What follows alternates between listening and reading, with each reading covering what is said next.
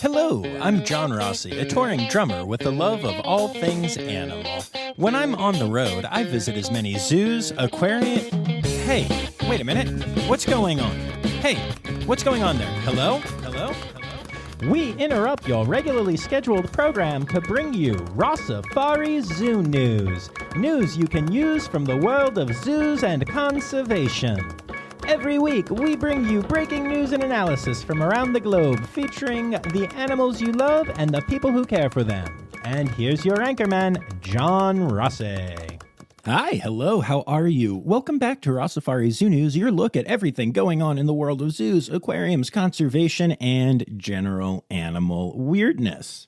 So, y'all, last week I talked about the fact that I was trying to get a special edition put together, and now we have that special edition, and I'm very excited about it. So, we are going to be doing an interview today, and we're going to be focusing on one of the most talked about topics in the zoo and conservation world right now.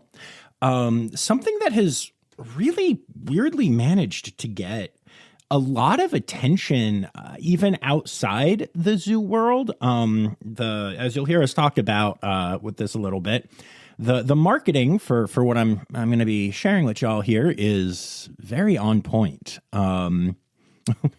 which is unfortunate in this case.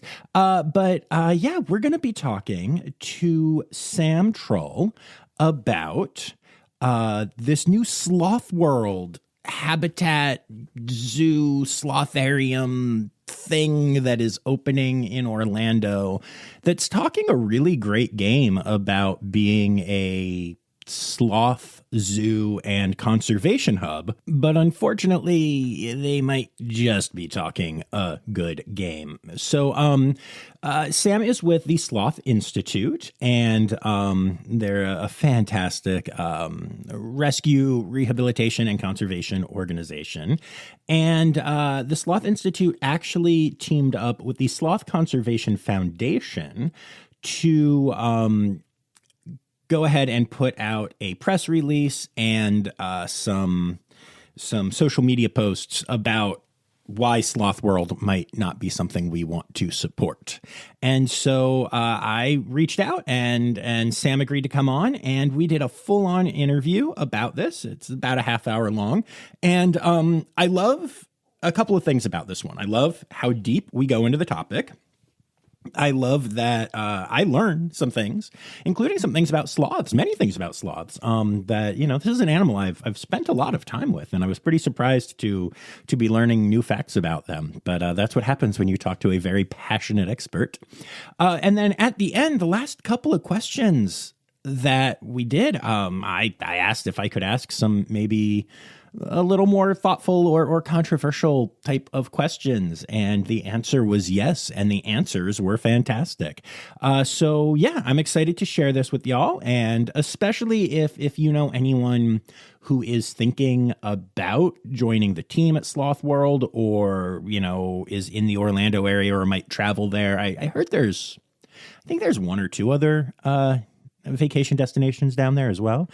This might be something you want to share with those people as well, so that they can be informed when it comes time to make a decision on whether or not to go to Sloth World. So with all of that said, here is our special edition episode interview with Sam Trull. Enjoy.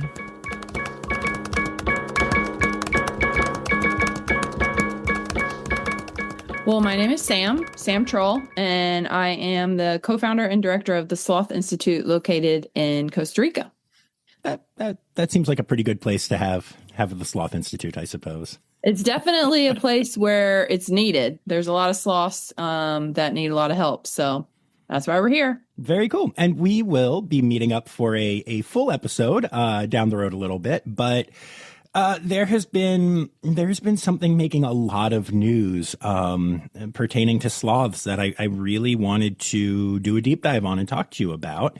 And of course, I'm talking about Sloth World, a new place that is opening up in February in Orlando. And they are pitching themselves as a slotharium, I believe is the term that they're using, which is adorable. I have to give that to them, even if we maybe don't love everything going on. But Marketing's on point. It really is. It really is. And you know, it's funny you say that because it is on point. I keep seeing it mentioned in different places. Like it's all over the internet. It is well beyond the zoo and animal world. I see it popping up all over the place. They're nailing that side of it, and they're claiming to be very conservation focused. And the Sloth Institute is focused on sloth conservation. So I can only assume that y'all have this great deep partnership and they've been reaching out constantly to find out about how best to help with sloth conservation. Yes?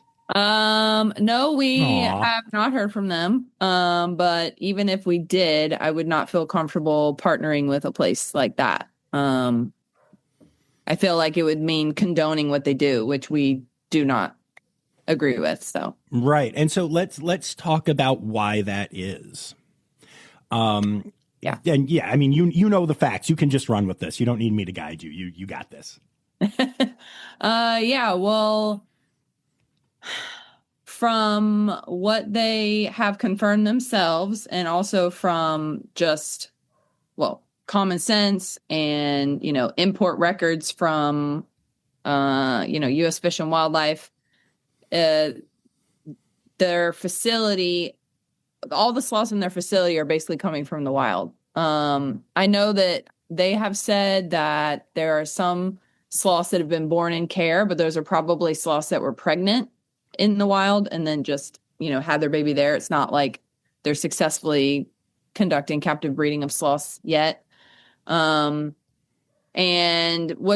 that's really honestly where the biggest concern lies for us, because once you're removing a sloth from the wild for entertainment purposes, like nothing after that is okay. Like it doesn't even matter if, like they're advertising, oh, we're not going to let people touch them and we're not going to let people take selfies with them, things like that, which is interesting because that's a lot of language that we use, saying, say no to sloth selfies. And in order to try to promote ethical tourism. So it's like they're almost like stealing the term ethical tourism when what they're doing is not ethical at all, because they've removed those sloths from the wild for this money-making endeavor. And that's like, there's nothing that can make that better, in my opinion. No, I agree 100%. So I mentioned this on the podcast, I think 2 weeks ago, and it was right before y'all put out your statement that made me reach out. And I was like, I'm going to be cautiously optimistic / hopeful because the way they're talking about things is good. And we didn't know yet that these were wild caught sloths. And it's my understanding, correct me if I'm wrong, but like sloth breeding, at least for the more standard, the two-toed sloths, is not like a problem. There's a fine collection of them in, facilities around the country and the world. And it's not like, we don't know how to breed the species. So it would be possible, had they wanted to go that route, to possibly stock this with, animals that were from human care. Would be my assumption. Is that correct? Well, I mean, to get the number of sloths that they want, or have, which is either between 40 or 65, not sure, depending on, like, one of their job postings online mentioned 65 sloths, but they mentioned having a rotating collection of 40. So to have that number, no, it wouldn't be possible. Like there's not enough within, like, for example, I mean, I know you're familiar with AZA and species survival programs. So there's not enough like within that program that, a program that ethically breeds sloths and tries to keep the gene pool within captive AZA facilities healthy and remove the need for taking them from the wild. But there's not enough within that to get like 40 sloths. So 40 is so many sloths. But why do you need 40? Why do you need 40 sloths? Yeah, exactly. As a person who loves sloths, I have to ask you, if you were at a place that was able to do this ethically, right? By the time you got to like the 20th sloth, wouldn't you be walking a little faster? Wouldn't you? Like, I know they're all different and important animals, but like, it's not like sitting and staring at 10 sloths or 40 sloths is going to be that different of an experience, right? Like, Well, and I mean, sloths are very territorial, especially males and especially two-fingered. So I don't know how you even house that many sloths in a way that's good for the sloths because, they say they have a slotharium. So I guess what I feel like what they've been trying to describe is like a big, nice space for them. But there's no way even in a big space, you can't have all those sloths in there at the same time. So what's the back holding like? They're definitely not all in this nice exhibit all the time. And if they were, they would be fighting for sure. I mean, we see two-fingered sloths fight in the wild all the time, and it can be extremely violent, extremely dangerous. They break each other's bones. They fall from really high heights in the trees, all to, get away from each other in this really intense battle for survival, honestly. So I don't know how they're even supposedly having that many sloths happily in the same area. wow. I did not know that about how violent sloths are. Wow. Yes. That's fascinating. I'm excited for our full interview. I'm going to learn a lot. I have to admit, I've spent a lot of time with sloths. I've met many sloths. I used to take sloth selfies at facilities, and it was your organization putting out your research and talking about it that has made me stop doing that. So you are having an impact, just so you know. Thank you. Of course. And that's the thing. I always say, learn better, do better, right? Absolutely. Because I've made mistakes for sure. Like I'm not perfect, but I'm just always striving to do better for the sloths and to help them in whatever way we can. And like you said, as we know more, we, improve ourselves and then also try to improve the world honestly, I care about all animals. Sloths Sure. are my obsession and what I know the most about right now. But, it used to be lemurs, which again, we can talk about during our full interview. But yeah, so but at the same time, there's this element and in the animal community of just complete exploitation of the animals in order to profit. And that's why we, had slogans like say no to sloth selfies, take a photo with this stuffed sloth instead, because previously what people used to do what is still being done in a lot of places is sloths are being taken out of the wild for people to hold them and take selfies with them. So this is kind of like a new twisted version of taking sloths out of the wild to make money off of them, but they're trying to twist it into ethical just because people aren't holding them and taking photos with them. So it honestly is a learning experience for us that maybe we need to clarify our messaging a little bit more, basically just don't take sloths out of the wild.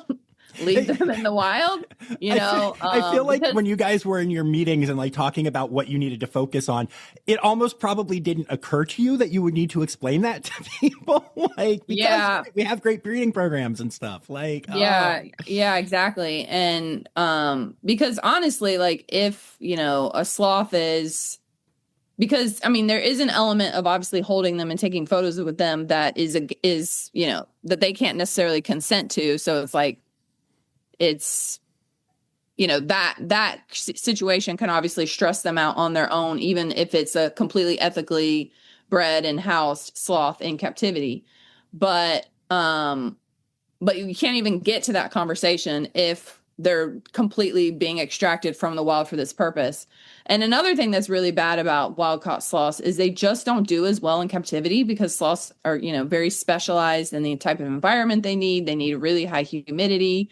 They need perfect temperatures. It can't be too hot. It can't be too cold. And that's really hard to replicate. Even in Florida, it's really hard to replicate the level of humidity that we have here in Costa Rica. As you can probably tell by the fact that I'm sweaty and humid looking. So it's just the environment is almost impossible to replicate well. And then the diet is definitely impossible to replicate well. And when they come directly from the wild, those differences really affect their health in a striking way. And especially when moms and babies are separated from each other, which often happens in this situation because they want the sloths to be more tame. And like I just mentioned, two-finger sloths are naturally really aggressive. That also means towards humans.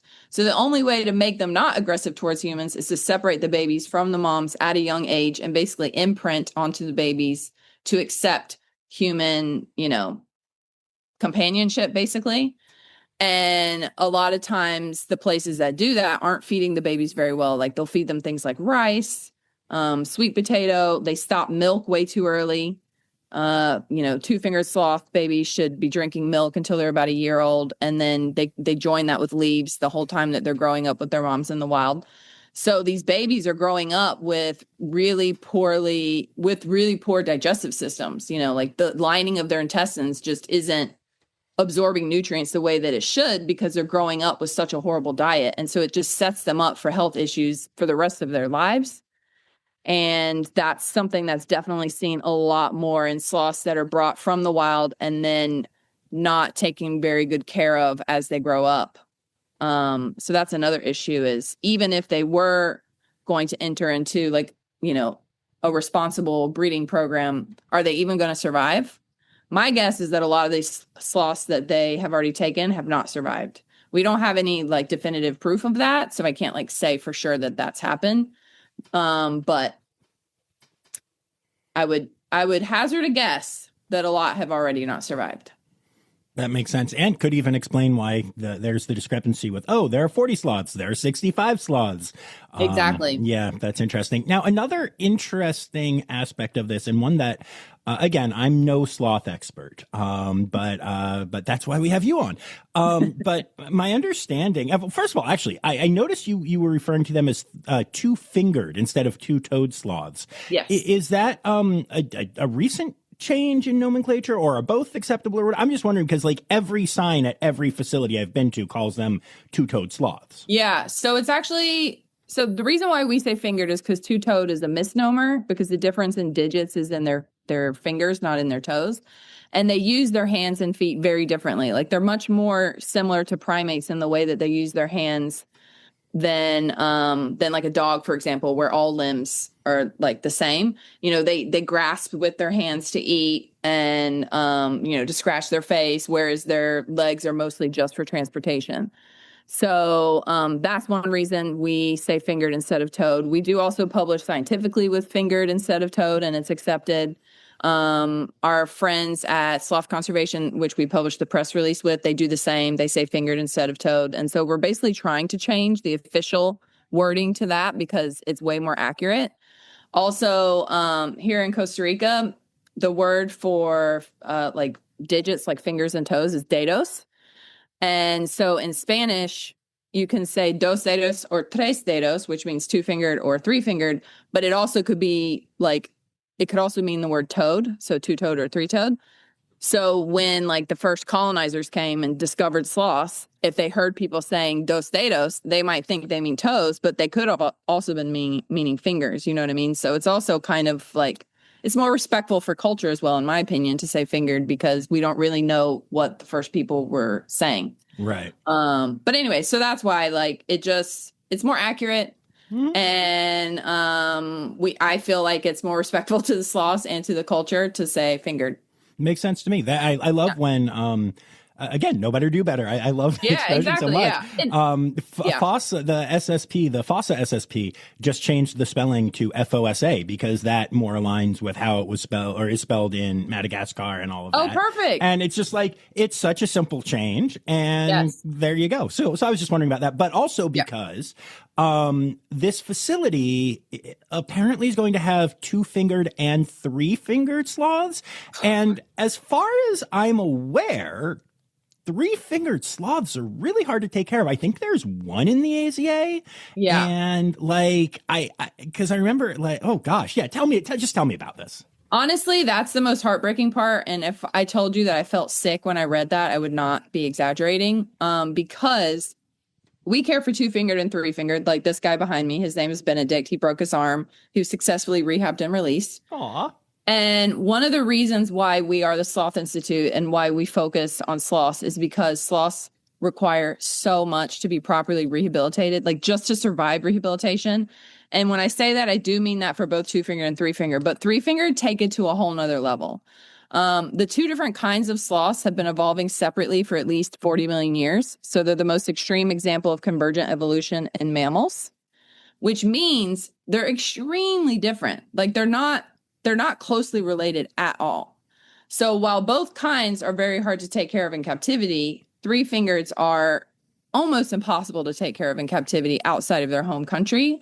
I know that Dallas World Aquarium has one, and they fly like Wormo leaves from Hawaii or something, or at least that's like the rumor I've heard, in order to feed this sloth. And that sloth may be alive, and I've never met it, so I can't really say anything about its health condition accurately, but I would imagine it's not like, if I were to see it, it would not be the healthiest looking three-fingered I've ever seen, because they just really need, like, I call them the Goldilocks animals, because they need everything just right. They have to have the just perfect leaf on the perfect tree. The leaf can't be too young. It can't be too old. The temperature can't be too hot. It can't be too cold. The noise, the environment, like everything has to be just right, or they won't eat. Like, they literally starve themselves to death if you're not bringing them the right leaves.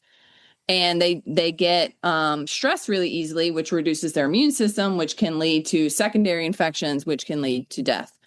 So yes, so the idea that they want to bring three-fingereds in, and that they even remotely think they could successfully take care of three-fingereds long-term in captivity, is honestly just ridiculous and horrible. We have seen from Facebook posts from the vice president of Sloth World of pictures of him holding three-fingereds and talking about how he's trying to come up with different methods of taking care of them so that they'll survive, basically indicating none ever have survived with him. And so to continue to try is just cruel. Like, why? Right. Why are you trying to bring a species into captivity that no other like place has been able to successfully do? Like, there's just certain species that just can't survive. Like, anybody who has extremely specialized dietary requirements, they don't do well in captivity. Just like, tarsiers, injury. Speaking of Madagascar, three-finger sloths are the same. Like, it's just not going to happen. And even in rescue centers here in Costa Rica, look, we get contacted a lot by people saying, we can't get our three-fingers to survive. What do you do? Like, what do you do differently? And we try to advise people, but honestly, it really comes down to the diet and the environment in which they live. And also, we tried to get all of our three-fingereds back into the wild. Like, as soon as they're healed, we let them go, because we know even just being with us is still like a little bit more stressful than being back in the wild. So it's really sad, because any three-finger they try to bring in is for sure not going to survive with them.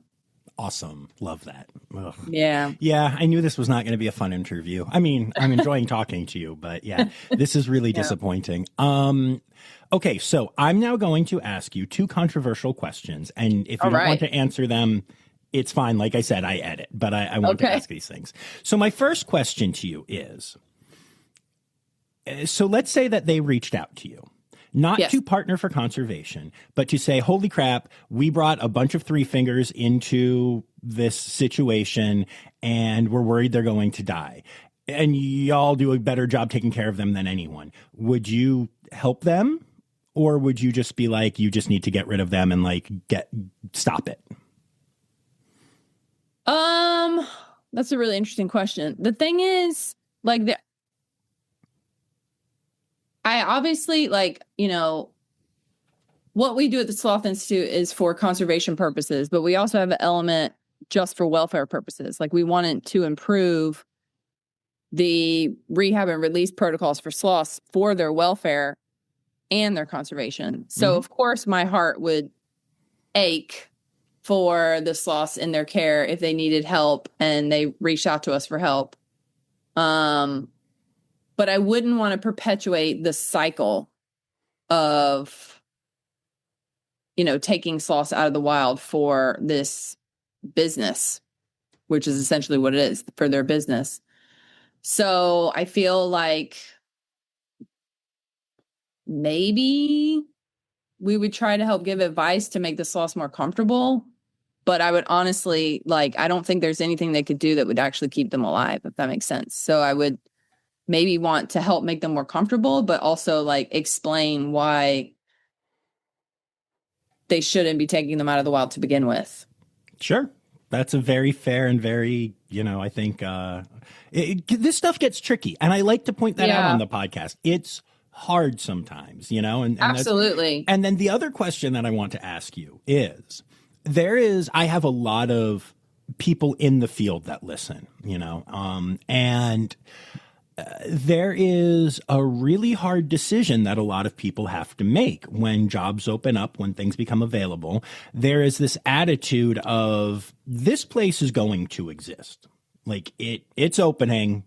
So what would your message be to keepers? Should they completely stay away from this, or should they try to, embrace taking the best care that they can of the animals? Like I know many people at many facilities, who realized they were not good facilities and had a really hard time leaving. Some chose to, some not, because they knew that if they left, the animals were just going to be getting worse care. And in particular, the Sequest aquariums that were in malls and have now been closed down and stuff. I know people who were at them who literally were like, well, if I leave, it's literally going to be teenagers taking care of these animals. And so what do I do at that point? What would you advise people who are seeing this existing, who are passionate about sloths, who are good keepers maybe, and what would you advise them to do? Well, first I would say that you have to listen to your own moral compass as far as what matters most to you. For me personally, I would never work at a place like that or a Sequest or anything because one, it would destroy my own personal mental health because I'd be like, oh my God, I can't stand how these animals are being treated. And yes, I would get sucked into well, if I leave, it's going to be even worse because I don't own these animals. So it's not like I can take them with me and rescue them from here. So it would be really bad for me personally, mentally. So I don't know that it would be a good thing for those people individually if they do care, if that makes sense. But I do understand that also some people might, maybe it could make them feel better by being well, I'm making a little bit of difference in that individual animal's life every day. For me personally, I tend to make decisions based on, the bigger picture. So for me, I don't want I'm nervous that any of my actions could look like I'm condoning what's being done. So I don't really want to be a part of that. I'd rather, we have very limited time in this life that we have, right? We don't know how long we have. So I don't want any of my time and energy focused on something that is like a black hole of sadness and, not really doing anything good for the world on a bigger picture. So I personally would rather use that passion and energy for animals to help animals that actually do have a future. Because yes, you might alleviate some of their dreary days, but at the end of the day, their future is bleak unless you can get them out of there. And so it's just but there's still tons of other animals that need help that do have the possibility of a good future, like wildlife rehab. I mean, honestly, I worked in a good captive facility for, a decade before I moved to working with animals in the wild. And one of the reasons I switched was because I was even though I'm spending overtime and all this time and they have good enclosures, at the end of the day, they are still in enclosures. And for me personally, I just really was so excited about the idea of correcting a wrong that human society had done to animals, through injuries like electrocution, dog attacks, and getting them back to where they're happiest and where they belonged in the beginning, back into the wild. So that was kind of my evolution, but I know that that's not necessarily practical for everyone or possible or even necessarily their desire. So it's we all kind of contribute where we best can, which is kind of what I meant by it's really down to your personal desires and ethics and just idea of what you want to do with your life. So we all, do what we can to make a difference in the lives of the animals that are around us. And so for me personally, I wouldn't. And if someone had the same kind of mentality as me, I wouldn't recommend it because I think they'd be very depressed. But I mean, maybe for some people it would work and then they could, make that animal's life better. So I guess my point is I wouldn't tell someone what to do. I would just maybe explain my own personal experience and what would and wouldn't work for me, if that makes sense. No, it does. One of the things that I've done a couple of times with this podcast is in general, I don't don't do unaccredited facilities at all on here. But as certain things have come up, and as like especially the Sequest closure situation was happening and stuff, I went to one and observed it. And I didn't go as Rossifari. I went as John, and I paid, even though I felt a little weird about that. But I wanted to see what was going on firsthand, like, journalistic integrity, whatever. And I remember the one time in particular, I was about halfway through it and I was very emotional. It was not a good, like, bad mental health decision. And I actually kind of I jogged would be a strong word, but I walked really fast and got the heck out of there. And as soon as I did, I realized I'd been holding my breath, like, by the end of it. And I just, I couldn't stand and this was a half-hour visit. I think it literally lasted about a half hour. And it was for a good purpose. I was there to share my own experience with the larger public and say, look, people are saying this, the company's saying this. I went and observed with my own eyes. This is what I experienced. And I'm glad to be able to do that. But oh my gosh, that was a hard journey. And again, it was a half hour, not a job. So yeah, definitely worth considering. Yeah. Yeah, absolutely. I mean, at the end of the day, like, if you're not taking care of yourself, you're no good to anyone else. So you have to factor that in. Yeah. Awesome. Is there anything else that you want to say about this? I don't think so. Don't go. Yes, don't go. Don't support places that take sloths out of the wild for entertainment. Yeah, good. All right. We will have you back on. I look forward to connecting more. I already learned actually quite a bit just from this, which I did not expect, since we were just going to focus on Sloth World. But yeah, awesome. Thank you very much, Sam. I appreciate you. Thank you for having me. Have a great day.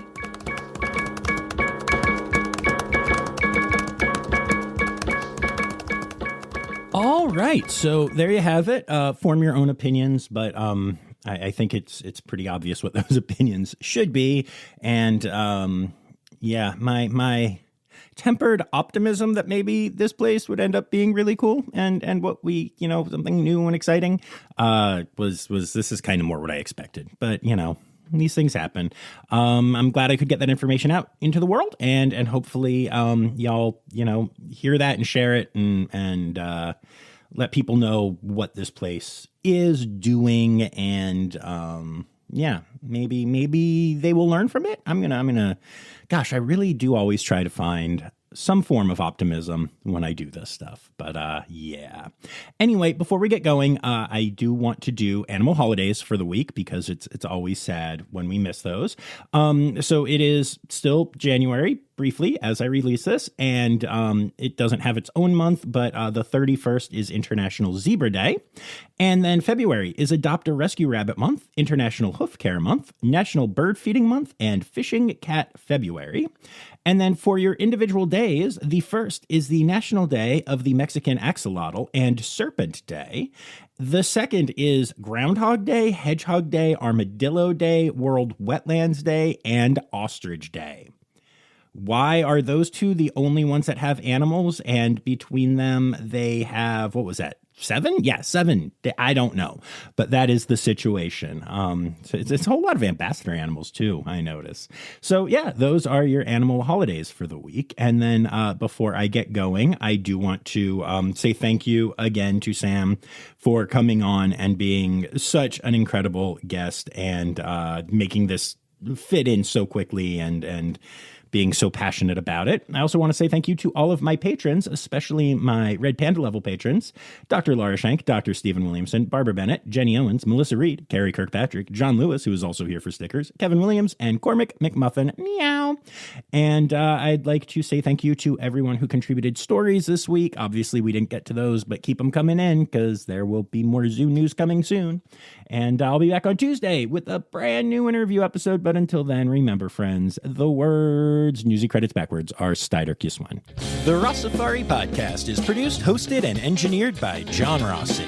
Editing and fact-checking by John and Dr. Zoe Rossi. Our theme song is Sevens by Nathan Burke, performed by Nathan and John. Interrupting John theme and additional voices by Taylor Isaac Gray. You can reach John directly on Instagram and Facebook at Rossifari, or by email at rossifaripod@gmail.com. Rossifari is part of the Daydreamer Media Network. Now, stop listening to me and go visit a zoo.